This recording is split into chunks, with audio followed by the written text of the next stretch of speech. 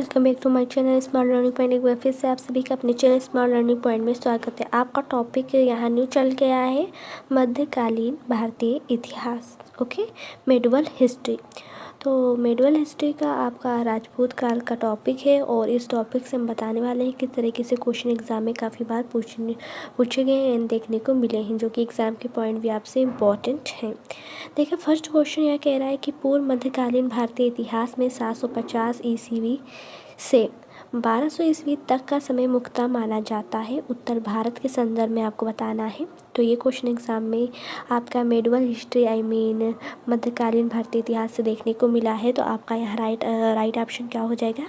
जैसे राजपूत काल, तो जी हाँ, राजपूत काल को ही 750 से 1200 ईस्वी तक का जो समय है वो राजपूत काल का है। एंड नेक्स्ट क्वेश्चन देखने को एग्जाम में आप लोग को मिला था कि 712 ईस्वी में सिंध पर अरबों के आक्रमण के समय वहाँ का शासक कौन था? कह रहा है दाहिर या कि दाहिर, तो दाहिर हो जाएगा। ठीक है, तो ये भी क्वेश्चन काफ़ी बार एग्जाम में पूछ लिया जाता है।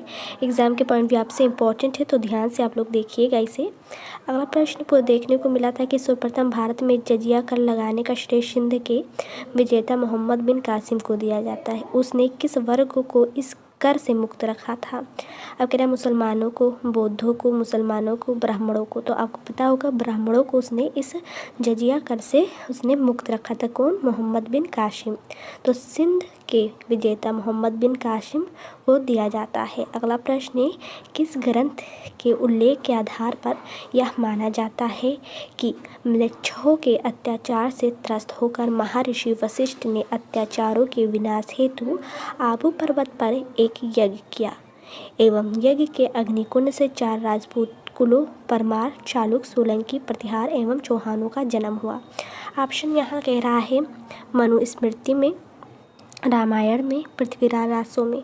तो पृथ्वीराज रासो था। किस ग्रंथ के उल्लेख के आधार पर यह माना जाता? तो वो पृथ्वीराज रासो के ग्रंथ के आधार पर माना जाता है। अगला प्रश्न था कि जो ढिल्लिका है जिसे दिल्ली कहा जाता है, इसकी स्थापना किसने की थी?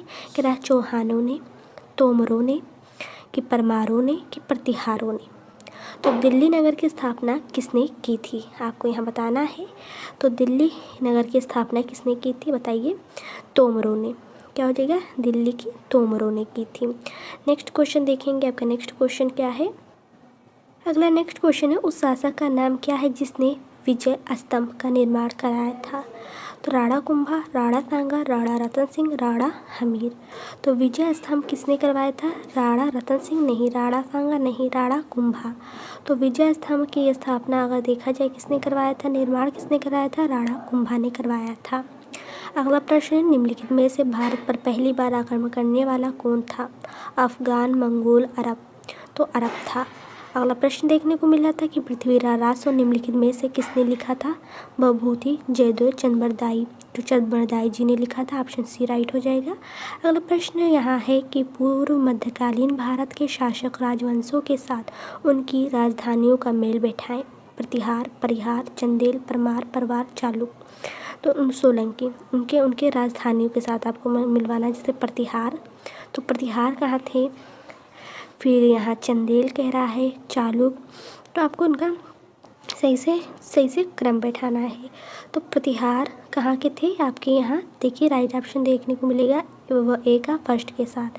मतलब जो प्रतिहार थे वो कन्नौज, जो आपके चंदेल थे, चंदेल आपके खुजराहो। क्या हो जाएगा? चंदेल जो है वो खुजराहो। एंड परमार जो है वो धार, जिसे पवार भी कहते हैं। और चोलंकी जो चालुक्य हैं, ठीक है, चालुक्य हैं, वो आपका हो जाएगा 4 के साथ। अगला प्रश्न है, वर्ष 1100 ईस्वी में निर्मित मंदिर जो भुवनेश्वर के अन्य मंदिरों पर प्रधानता रखता है कौन सा है? राजा रानी मंदिर, कनरिया महादेव, त्रिभुवनेश लिंगराज। ठीक है, आपका राइट ऑप्शन हो जाएगा सी, त्रिभुवनेश्वर लिंगराज। अगला प्रश्न है, दिलवाड़ा मंदिर कहाँ पर स्थित है? सरवरबोलगोला में नहीं, पारसनाथ नहीं, इंदौर नहीं, आबू पर्वत पर है। दिलवाड़ा मंदिर कहाँ स्थित है? आबू पर्वत पर। नेक्स्ट है, खजुराहो स्थित मंदिरों का निर्माण किसने किया था? तो चंदेल राजपूतों ने किया था। अगला प्रश्न है, विजय स्तंभ कहाँ स्थित है? चित्तौड़गढ़। तो चित्तौड़गढ़ ही द राइट ऑप्शन हो जाएगा। देखिए स्टूडेंट, आपका मैंने जो आपका प्राचीन था मैंने वो पूरा समाप्त कर दिया था। प्राचीन में जितने भी टॉपिक मैंने सारे टॉपिक को क्लियर करवाए थे एंड उस टॉपिक के कौन से क्वेश्चन बहुत ही मोस्ट इंपॉर्टेंट क्वेश्चन है जो कि एग्ज़ाम में पूछे जाते हैं मैंने आपको कंप्लीट करवाया था। अब आपका क्या क्या चल रहा है, मध्यकालीन इतिहास, ठीक है। तो आपका ये टॉपिक जो चल रहा है, इस टॉपिक जिसे मेडिवल इंडियन हिस्ट्री कहते हैं, इस मेडिवल इंडियन हिस्ट्री से जितने भी टॉपिक हैं वो सारे कवर करवाएंगे और एक भी टॉपिक नहीं छोड़ेंगे, सारे टॉपिक को क्लियर कराएंगे। अगला प्रश्न है, लिंगराज मंदिर की नींव किसने डाली थी? कह रहा है केसरी ने, लालतेंदु केसरी ने, नरसिंहदेव ने, प्रतापरुद्र सेव ने। तो यहाँ आपका राइट होगा ययाति केसरी ने। लिंगराज मंदिर की नींव ययाति केसरी ने, ठीक है, ययाति केसरी ने। अगला प्रश्न है, सोमनाथ के मंदिर पर 1025 ईस्वी में महमूद गजनवी के आक्रमण के समय गुजरात का शासक कौन था? तो आपके भीम देव फर्स्ट हो जाएगा। अगला प्रश्न है, हिंदू विधि पर एक पुस्तक मिताक्षरा किसने लिखी है? अमोघवर्ष ने कि विज्ञानेश्वर ने? तो यहाँ हो जाएगा विज्ञानेश्वर ने। हिंदू विधि पर एक पुस्तक किसने मिताक्षरा किसने लिखी है? विज्ञानेश्वर ने। अगला प्रश्न है, ब्लैक पगोड़ा है मिस्र में, श्रीलंका में, कोणार्क में, मदुरै में। तो ब्लैक पगोड़ा कहाँ होता है? यहाँ आपका कोणार्क में हो जाएगा। तो ब्लैक पगोड़ा आपका कोणार्क में। अगला प्रश्न है, यहाँ को मैचिंग करना है। राजवंश दिया गया है एंड उनकी राजधानी दी गई है, जैसे चौहान कहाँ थे, गढ़वाल, राठौर और कलचुरिया। आपको मैचिंग करना है तो आपको बताते हैं चौहान जिसे चाहमान भी कहते हैं, इसका अजमेर था राजधानी। गढ़वाल राठौर जो था इसका कन्नौज था एंड गहलोत सिसोदिया का आपका चित्तौड़ था और कचूरी जो थी कलचुरी जिसे है कहते हैं त्रिपुरी थी, ठीक है। अगला प्रश्न है, राजस्थान के इतिहास का प्रणेता किसे कहा जाता है? कर्नल टाड को कहा जाता है। राजस्थान के इतिहास का प्रणेता कर्नल टाड को कहा जाता है। अगला प्रश्न है, सुमेलित, यहाँ आपको मैचिंग करना है, जैसे राजवंश में है चौहान, प्रतिहार, परमार, चालुक्य। आपको उनकी राज क्षेत्र पहले आप लोगों ने देखा था उनकी राजधानी, अब यहाँ देखें उनके राज क्षेत्र किससे संबंधित था। ऑप्शन आपका ए राइट हो जाएगा। चौहान आपका जो था यह दिल्ली अजमेर का था।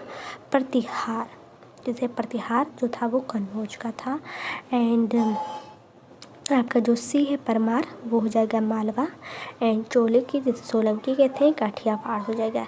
इस तरीके से आपका मैंने इस टॉपिक का इतना क्वेश्चन कवर करवाया है। नेक्स्ट वीडियो में इसी टॉपिक के और भी क्वेश्चन है उसे नेक्स्ट वीडियो में कंप्लीट कराएंगे।